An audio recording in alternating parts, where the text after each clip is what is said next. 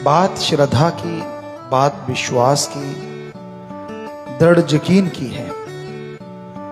दृढ़ यकीन हो तो भयानक से भयानक रोग भी फकीर की एक बात से कट जाया करते हैं, और जब इंसान मनमते चले तो तंदुरुस्ती भी बीमारियों में बदल जाती है। वचनों की बात रूहानियत में अति जरूरी है।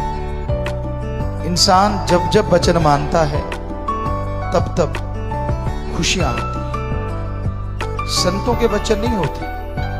संतो एक मीडिया है, संतो एक माध्यम है। असल में जो वचन होते हैं वो ओम हरि अल्लाह राम के ही होते हैं। अब कोई तो सुनाने वाला चाहिए।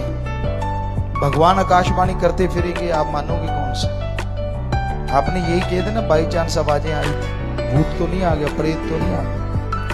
भगवान को भगवान मानना ही नहीं, इसलिए भगवान अपने संत पीर फकीरों को भेजते हैं और अपनी बात समाज में रखते हैं कि भाई भगवान की ये बात है, सुमरन करो, सेवा करो, चुगली निंदा बुराइयों से बच जाओ।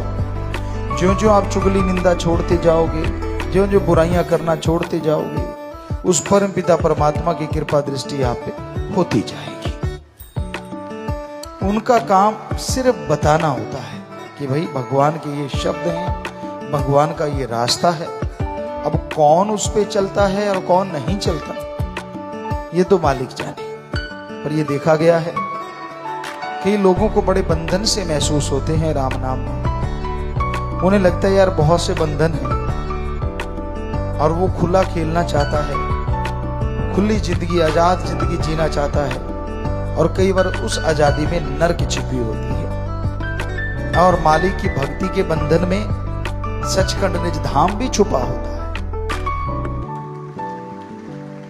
पर ये मिलेगा तो उसी को जो भावना रखता है, जो श्रद्धा रखता है। राम सबके काज संवारता है। राम कभी किसी को मारता नहीं। राम कभी किसी का बुरा नहीं चाहता। बुरे कर्म कर करके लोग अपना बुरा आप कर बैठते हैं, दोष भगवान को देते हैं। हमने बहुत लोगों को देखा है, सुख होता है तो कोई नहीं कहता वाह राम तूने कमाल कर दिया, पर जब दुख आता है, कोई परेशानी आती है, तो बहुत लोगों को चिल्लाते देखा है, भगवान मैंने तेरा क्या बिगाड़ा, मैंने तेरा क्या गलत किया, मैंने तेरा क्या बुरा किया, तू मेरा क्यों बुरा कर रहा है। तो ये हो नहीं सकता कि इंसान अपने कर्म बुरे करके बच जाए।